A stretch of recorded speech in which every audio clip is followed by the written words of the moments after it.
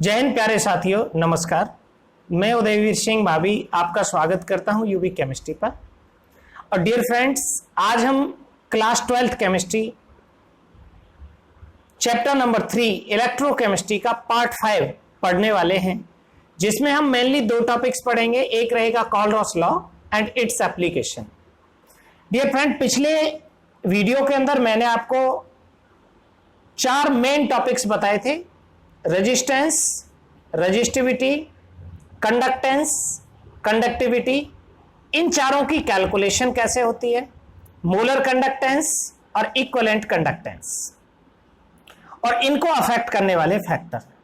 And dear friend, आज हम जो बात करेंगे वो बात करेंगे, अगर वीक इलेक्ट्रोलाइट है कोई, वीक इलेक्ट्रोलाइट वो होते हैं जो वाटर में डालने पर बहुत कम टूटते हैं, तो उन पर कंसंट्रेशन का इफेक्ट कैसे होता है, इस बात को मैंने लास्ट में एक्सप्लेन किया था।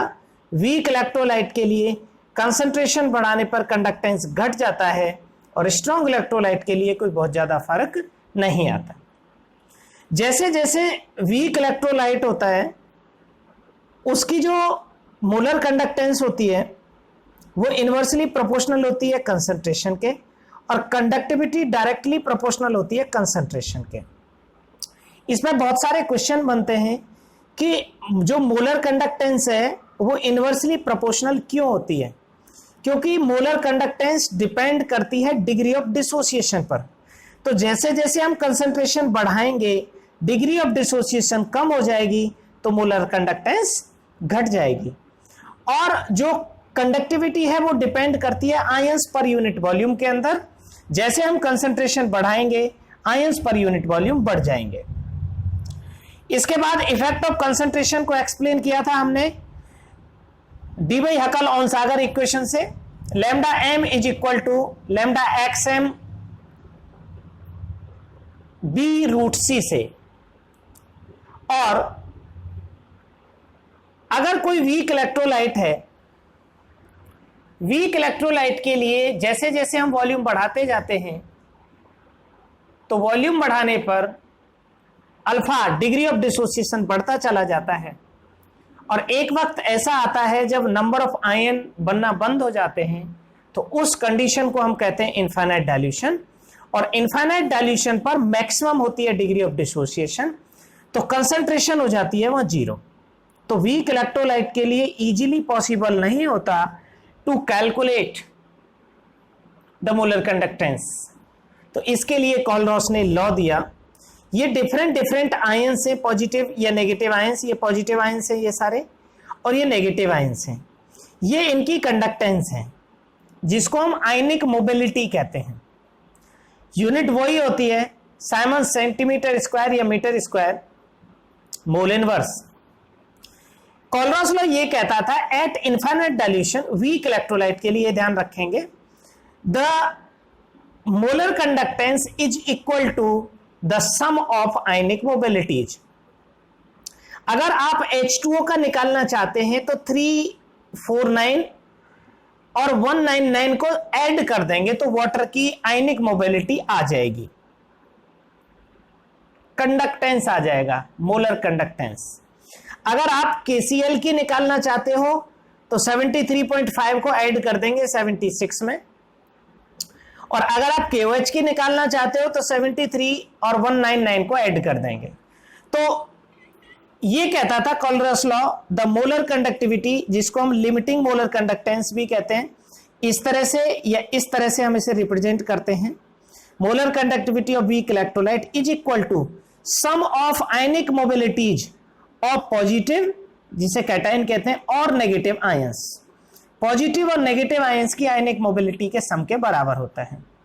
अगर आपने लिया BaCl2 बेरियम क्लोराइड, तो बेरियम क्लोराइड में Cl की जो नंबर है वो 2 है, तो इस तरह से इसका आएगा निकल के lambda infinity Ba2 positive plus 2Cl negative की लैम्डा इन्फिनिटी। Cl डबल हो जाएगा जितने आयंस होते हैं। तो ये आपका कोलरॉस लॉ था। शुरुआत में इक्विवेलेंट कंडक्टिविटी के लिए दिया गया था, equivalent conductivity of any electrolyte at infinite dilution is equal to the sum of equivalent ionic conductance of cation and anions separately. लेकिन बाद में IUPAC कन्वेंशन के अकॉर्डिंग इसे मोलर कंडक्टिविटी में कन्वर्ट कर दिया गया. Kohlrausch law of limiting molar conductivity भी हम इसे कहते हैं. कहता था the molar conductivity of weak electrolyte at infinite dilution is equal to the sum of ionic mobility of cation and anion. अब इसको कैलकुलेट कैसे किया था? कॉलरॉस लॉ ने एक्सपेरिमेंट किए थे, कुछ पेयर्स लिए थे. जैसे यहां के KCl का पहले वो पेयर लिए थे जिसमें कैटायंस जो हैं वो सेम थे और एनाइंस डिफरेंट थे. तो यहां देखेंगे KCl और NaCl, इसमें एनाइन सेम है तो इनका डिफरेंस आ रहा है 23.4 कैटाइन का. यहां Ki और NaI, यहां एनाइन सेम है तो डिफरेंस आ रहा है 23.4 का. यहां KNO3 और NaNO3 यहां भी डिफरेंस आ रहा है 23.4 का. यहां इसने दो डिफरेंट कैटाइन लिए थे एनाइन को सेम रख के, different cation with common A9. इधर क्या किया कि इसने कैटाइन को कॉमन रखा, एनाइन डिफरेंट लिए. जैसे KBr और KNO3 लिया तो डिफरेंस आया 7 यूनिट का, और NaBr और NaNO3 लिया तो भी 7 यूनिट का डिफरेंस आया. तो ये डिफरेंस एक्चुअल में Br और NO3 का है. तो अगर Br की या NO3 की फाइंड हो जाएगी तो उनमें 7 का डिफरेंस फाइंड हो जाएगा. तो इन दोनों टेबल्स को कंपेयर करके उसने ये लॉ प्रपोज किया था. अब अगर मैं एप्लीकेशन की बात करूं कॉलरॉस लॉ के, तो 4 एप्लीकेशन है. सबसे पहला एप्लीकेशन है लैम्डा इन्फिनिटी m फाइंड करते हैं इनफाइनाइट डाइल्यूशन पर वीक इलेक्ट्रोलाइट की. फाइंड कैसे होगी? अगर कोई वीक इलेक्ट्रोलाइट है, मैं एग्जांपल आपको दे रहा हूं CH3COOH. अब इसकी मोलर कंडक्टिविटी आपको नहीं पता तो आप CH3COOH की रिएक्शन किसी स्ट्रॉन्ग इलेक्ट्रोलाइट के साथ करा देंगे. फॉर एग्जांपल आपने करा दी इसकी रिएक्शन NaCl के साथ. जब ये NaCl के साथ रिएक्शन करेगा CH3COOH तो बनेगा CH3COONA प्लस HCl. अब क्योंकि ये दोनों स्ट्रॉन्ग है और NaCl भी स्ट्रॉन्ग है तो स्ट्रॉन्ग की इजीली फाइंड हो जाती है. तो आप इस तरह से देखेंगे A plus B is equal to C plus D. अब आपको पता क्या नहीं है?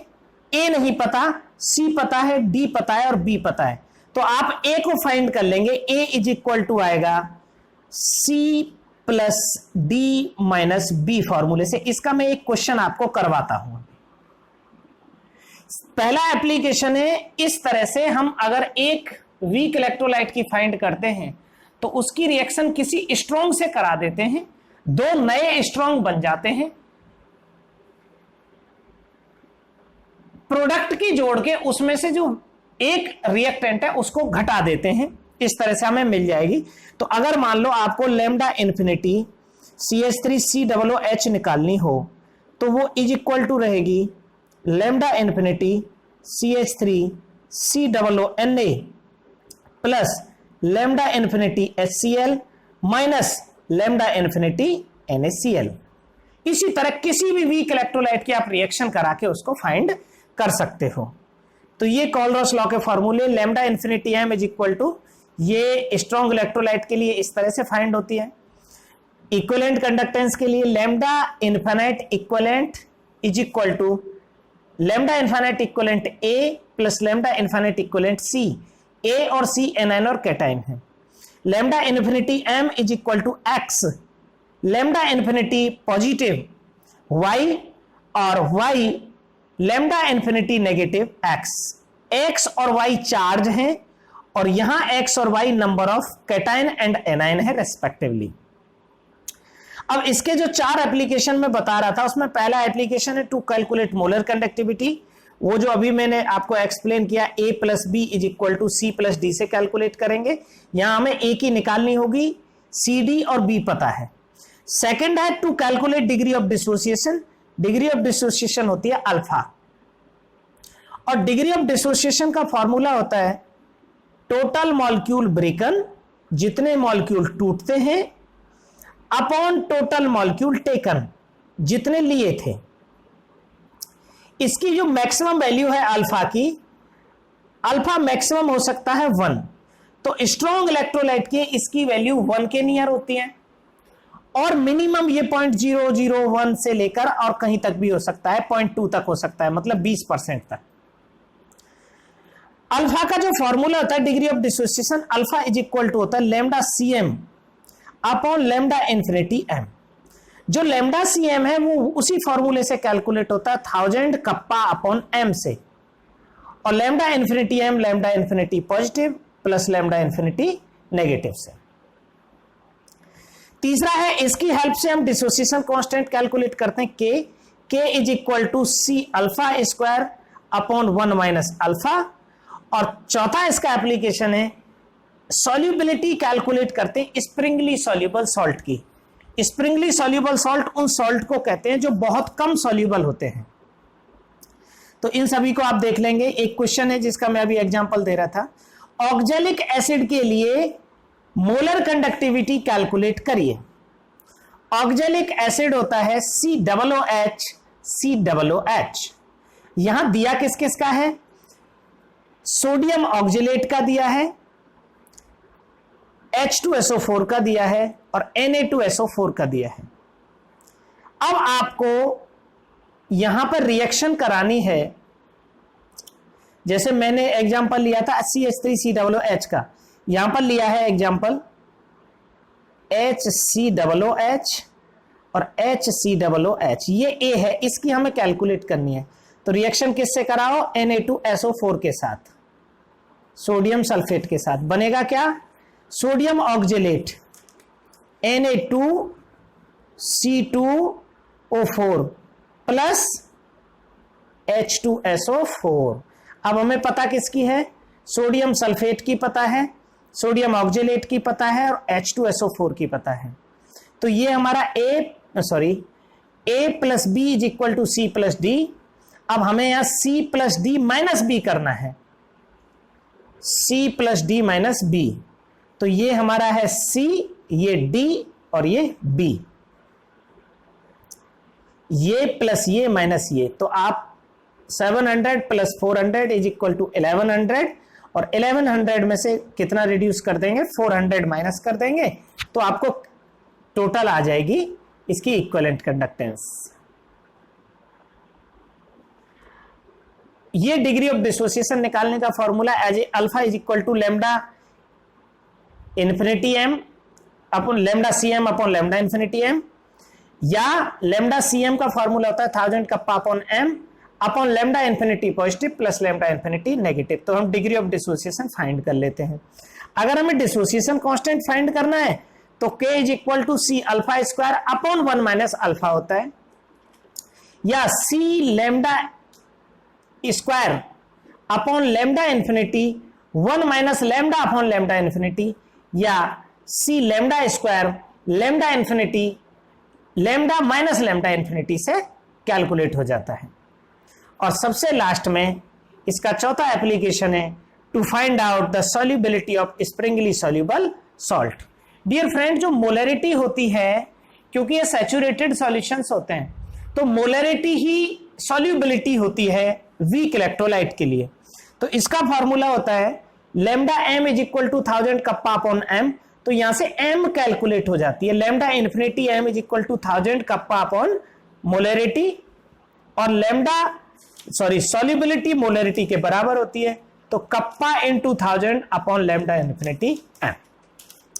अब ये क्वेश्चन है, calculate lambda infinity M for following from the data given in table. अब मैंने शुरुआत में आपको एक टेबल दी है, आप उससे नोट कर लेंगे। सबसे पहला हमने एग्जांपल दे रहे हैं हम KCl का, तो आपको K प्लस की और Cl माइनस दोनों की ऐड कर देनी है। टेबल में K प्लस की है 73.5 और Cl की है 76.3, 73.5 प्लस 76.3, तो इन दोनों की हो जाएगी 149.8। तो KCl की मोलर कंडक्टिविटी रहेगी 149.8। इसी तरह HCl की निकाल लेंगे। जो H होगा, H की है 349.6 और Cl की है 76.3, तो दोनों की ऐड कर देंगे। इसी तरह Na2SO4 की है, Na की है 50.1, Na प्लस की 50.1 और Cl की है 76.3, दोनों को ऐड कर देंगे तो हमें आ जाएगा 126.4, 126.4। इस तरह से आप टेबल, पहले जो टेबल दी हुई है उससे सारी नोट कर लेंगे तो आप किसी की भी फाइंड कर सकते हैं। अगर आपको BaCl2 की फाइंड करनी है तो यहां एक तो Ba2 पॉजिटिव लेंगे।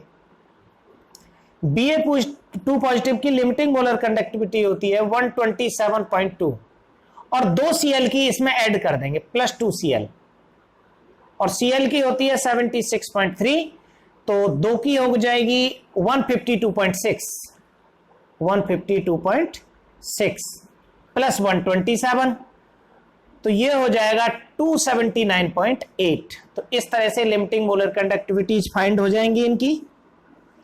इसमें जैसे जैसे साइज बढ़ता जाएगा, किसी भी आयन का जितना बड़ा साइज होगा लिमिटिंग मोलर कंडक्टिविटी उतनी कम होगी। जैसे वाटर का साइज सबसे छोटा तो H का साइज सबसे छोटा तो H की होती है 349 और ऑक्जेलेट का साइज बहुत बड़ा तो उसकी होती है 48। जैसे जैसे साइज बढ़ेगा आयनिक मोबिलिटी कम हो जाएगी। अब कुछ क्वेश्चंस देखेंगे। Why does molar conductivity decreases with dilution? मैंने बता दिया था कंडक्टिविटी डाइल्यूशन के साथ डिक्रीज होती है। आप ये वाला फॉर्मूला देखेंगे, lambda m is equal to kappa upon m। तो ये डायरेक्टली प्रोपोर्शनल होती है कंसंट्रेशन के और इनवर्सली प्रोपोर्शनल होगी वॉल्यूम के, क्योंकि ये डिपेंड करेगी number of ions per unit volume में। Suggest a way to determine lambda infinity m of water, मैंने अभी आपको बता दिया था। ये हम कोलरॉस लॉ से फाइंड कर लेंगे H और OH दोनों की लिमिटिंग मोलर कंडक्टिविटीज को जोड़कर। OH, अब H पॉजिटिव की होती है 349.6 और OH नेगेटिव की होती है 199.1, तो दोनों को ऐड कर देंगे, ये हो जाएगा हमारा 548.7। तो वाटर की इस तरह से निकाल देंगे। मोलर कंडक्टिविटी मिथेनोइक एसिड की ये दे रखी है। कैलकुलेट डिग्री ऑफ डिसोसिएशन, इसका अल्फा निकालना है और अल्फा इज इक्वल टू होगा lambda CM upon lambda infinity m।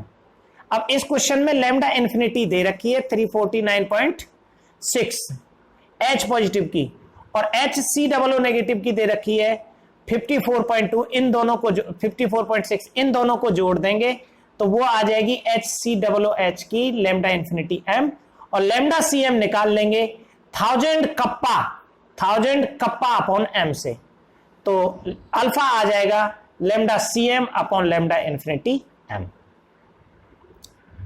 Next हमारा क्वेश्चन है, ये मैंने कल डिस्कस कर दिए थे। Define conductivity and molar conductivity. Conductivity 0.2 m का दे रखा है 0.0248, molar conductivity 1000 kappa upon m से। रेजिस्टेंस दे रखा है, रेजिस्टेंस ये फॉर्मूला बता दिया था, kappa into R is equal to cell constant. इससे फाइंड होगा क्वेश्चन नंबर 3.9, ये एनसीईआरटी क्वेश्चन है। ये सोडियम क्लोराइड का 298 पर कंसंट्रेशन और कंडक्टिविटी का कर्व है।